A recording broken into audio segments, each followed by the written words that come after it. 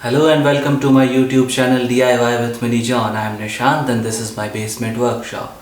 It's been a few weeks since I posted the second part of my toolboard series.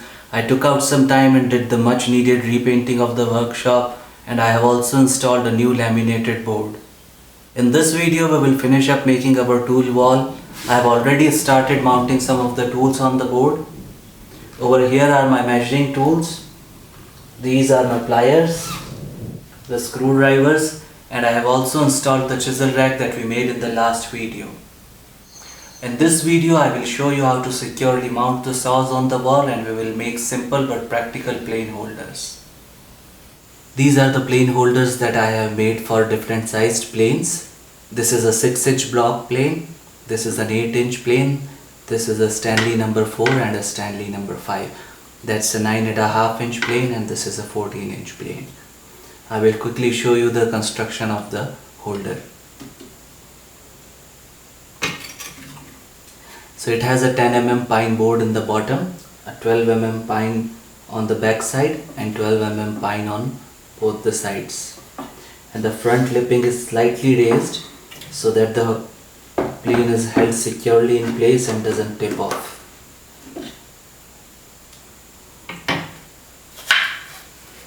So I have this holder in making. This is for my 18-inch plane. You can see the 10 mm pine board and the 12 mm backing and the slightly raised lipping in front. After chopping it down to the correct size, I will attach these blocks on the sides, and the whole structure will be held securely using just glue. And to mount it on the board, I will drill holes in the back panel and it will hold the rack securely in place.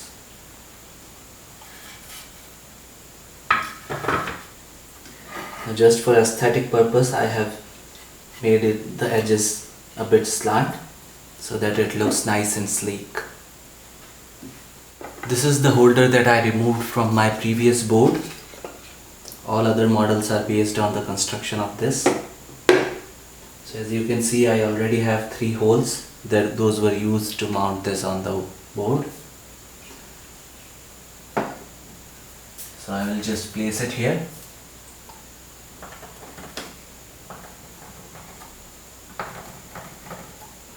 And take the markings, and I can drill the hole to mount it securely in place. But just to make sure that the board looks nice, it's very important that everything is in level. So I will just use a small spirit level with this, and whenever I am mounting this, I'll try and make sure that the bubble is at the center so that my holder is straight.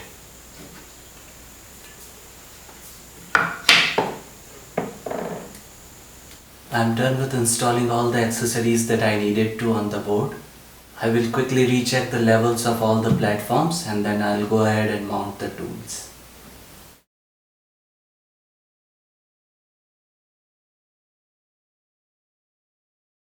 These holders are made in teak, whereas everything else is made in pine.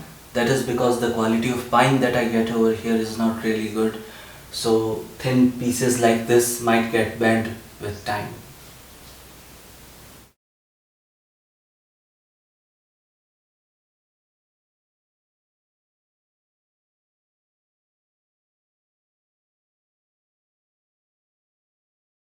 Over here I have installed a small pencil tray, because if I store these pencils in a pencil holder, then I really can't see which ones are sharp and which ones are dull.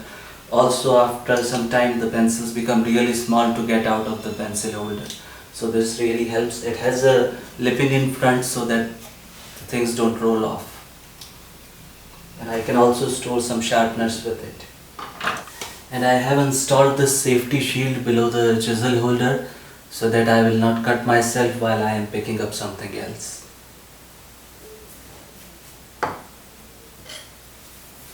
It also helps prevent getting any damage on the chisel edges.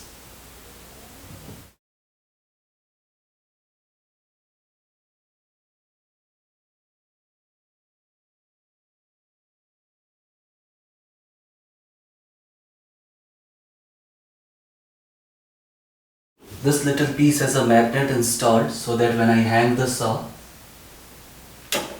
It gets locked on place and doesn't move around like a pendulum if I have the fans on.